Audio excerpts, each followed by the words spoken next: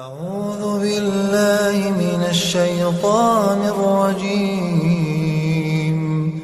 بسم الله الرحمن الرحيم. الحمد لله وكفى والسلام على عباده الذين اصطفى. امام مسلم رحمۃ اللہ علیہ نے سیدنا انس رضی اللہ تعالیٰ عنہ کے حوالے سے اللہ کے رسول صلی اللہ تعالیٰ علیہ وسلم کا ارشاد نقل کیا ہے کہ ثلاث من كن فيه وجد طعم الایمان من كان يحب المرء لا يحبه الا لله ومن كان الله ورسوله احب اليه مما سواهما ومن كان ان يلقى في النار احب اليه من ان يرجع في الكفر بعد ان انقذه الله منه. یہ تین چیزیں ایسی ہیں کہ جس شخص میں پائی جائیں وہ بندہ ایمان کا ذائقہ چکھ لے گا، وہ بندہ محبت کرے کسی بھی شخص سے اللہ کی رضا کے لیے، اور دوسری صفت یہ کہ اس کے نزدیک اللہ اور اللہ کے رسول کی محبت ان کے سوا ہر شخص سے زیادہ ہو، اور تیسرا یہ کہ اس چیز کو دنیا کی آگ میں یا جانا آسان لگے اس بات کی وجہ سے بنسبت کہ اس کو کفر میں لٹایا جائے، کہ جبکہ اللہ نے اس کو اپنے فضل سے کفر سے بچا دیا. تو حلاوت ایمان ایک خاص اصطلاح ہے. حلاوت کے لغوی معنی علماء نے لکھا ہے معنی حلاوت الایمان استلذاذا لطاعات و تحمل مشاق رضا اللہ ورسولہ، کہ حلاوت ایمان کہتے ہیں لذت آدمی محسوس کرے اللہ کی اطاعت میں، اور اللہ کی رضا کے لیے اللہ کے دین پر چلتے ہوئے جو مشقتیں آئیں ان کو بخوشی اور رغبت سے برداشت کرے. لہذا جس نے مکمل یقین حاصل کر لیا اور انقیاد باطنی اس کو ایمان کی نصیب ہو گئی، اس نے حلاوت ایمان کو پا لیا. اس حدیث میں ایمان کی ایک اپنی محبت اور مٹھاس و ذائقہ ہے، تو دیندار لوگ اور اس فن سے وابستہ لوگ ہی محسوس کر سکتے ہیں. اس لیے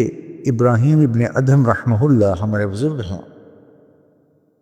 ان کا مقولہ مشہور ہے واللہ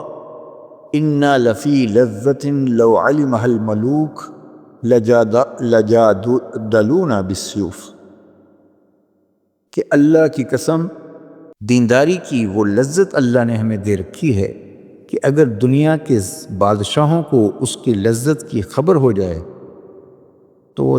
تلواروں کے ذریعے سے ہم سے چھیننا چاہیں وہ لذت. حضرت جنید بغدادی رحمہ اللہ کا مقولہ ہے کہ اہل اللیل فی لیلہم الذ من اہل اللہو من لہوہم، کہ جو لوگ رات کی عبادت کے آشنا ہیں اور اس کی لذت سے آشنا ہیں ان کو اس رات کی عبادت میں زیادہ مزہ آتا ہے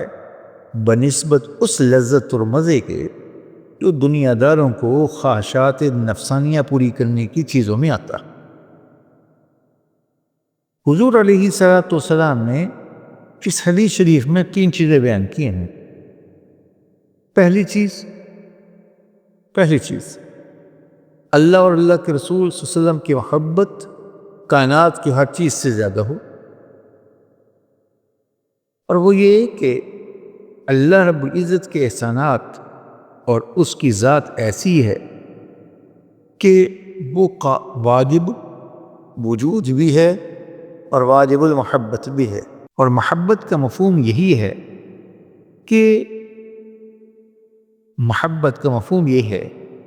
کہ انسان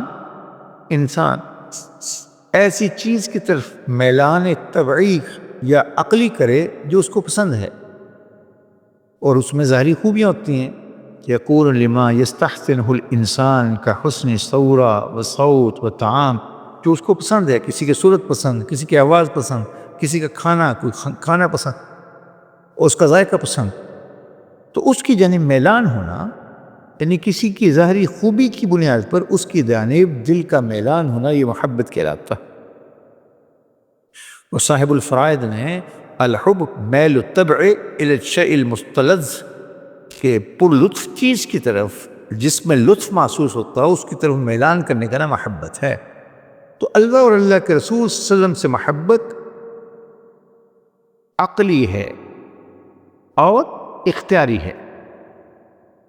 کہ انسان اللہ اور اللہ کے رسول کے مقابلے میں پھر ہر شخص کی محبت کو پس پش ڈال دے۔ کہیں اللہ اور اللہ کے رسول کا حکم آ جائے، مقابلے میں دنیاوی کوئی شخص بھی آ جائے، اللہ اور اللہ کے رسول کی محبت بڑھی ہوئی ہو۔ اب دعویٰ صرف یہ کہ مجھے اللہ سے محبت، اللہ کے رسول سے محبت، کہ نہیں، علماء نے نقل کیا کہ محبت نبوی کی پہچان علامات سے ہوگی، کہ اطاعت کرے گا اللہ اور اللہ کے رسول کی، ما آتاکم الرسول فخذوہ وما نہاکم عنہ فانتہوا، اور محبوب کی بے ادبی سے بچتا ہے انسان، عیب جوئی سے بچتا ہے، اور کثرت سے تذکرہ کرتا ہے محبوب کا۔ عربی کا اصول ہے من احب شیئا اکثر ذکرہ، کہ جو جس سے زیادہ محبت کرتا ہے اس کا کثرت سے ذکر کرتا ہے، اس کے نام سن کر خوش ہوتا ہے، اس کی تعظیم کرتا ہے، کثرت سے نبی علیہ الصلاۃ والسلام پر دروشی پڑھتا ہے، ملاقات کا شوق اور اس کی تیاری رکھتا ہے۔ آپ کے مولد، آپ کے مسکن حرمین شریفین سے محبت جو حضور کی محبت کی دلیل، اور آپ کے پسندیدہ اعمال، آپ کے اصحاب، آپ کے ازواج، آپ کے احفاد، آپ کے رشتہ دار، ان سے محبت حضور کی نسبت سے، اور آپ کے دشمنوں سے نفرت رکھنا یہ بھی حضور کی نسبت سے۔ اس لیے حضور علیہ السلام سے محبت کا دعویٰ عمل سے، علامت سے ہوگا۔ دوسری خصلت یہ کہ ہر شخص سے اللہ کی رضا کی محبت رکھے، کسی سے دنیا کا تعلق محض خواہش کی بنیاد پر نہیں، کہ میرے رب کا حکم ہے، یہ میرے والد ہیں، ان کے ساتھ ان کی اطاعت کرنا میرے رب کا حکم ہے، یہ میری والدہ ہیں، ان سے محبت کرنا میرے رب کا حکم ہے، یہ میرے نبی ہیں، ان سے محبت کرنا میرے رب کا، میرے ایمان کا حصہ ہے، یہ میرے پڑوسی ہے، یہ میرے چچا ہیں، ان سے محبت کرنا، ان کی تعظیم کرنا میرے رب کا حکم ہے، یہ میرا کولیگ ہے، یہ میرا دوست ہے، اس سے محبت کرنا، اس کی تعظیم کرنا میرے دین کا تقاضا۔ اور تیسری خصلت اس حدیث میں کہی کہ انسان کفر کے اندر جانے کو، دنیا کی آگ میں جانے کو آسان سمجھے، آخرت کی آگ، جو جہنم کی آگ اللہ نے ایمان دے کر اس آدمی کو کفر سے بچا لیا، اس کو اور دنیا کی آگ کو اس کے مقابلے میں ہلکا سمجھے۔ یہ ایمان کا تقاضا ہے۔ اسی بنیاد پر علامہ عینی نے یہ مسئلہ نکالا کہ اگر کسی شخص کو مجبور کیا جائے کہ ایمان پر ثابت قدم رہے یا جان چلی جائے، تو یہ بہتر یہی ہے کہ جان چلی جائے، کلمہ کفر نہ کہے، جو اس حدیث میں ہے۔ یہ اعلیٰ درجہ ہے۔ اگرچہ قرآن نے گنجائش دی ہے کہ اگر مجبور ہو تو زبان سے کلمہ کفر کہہ کر جان بچا لی تو گنجائش ہو سکتی ہے، لیکن بہتر یہ ہے کہ جان چلی جائے لیکن کلمہ کفر زبان پر نہ آئے۔ اللہ ہم سب کو دین سیکھ کر مل کرنے کو توفیق عطا فرمائے۔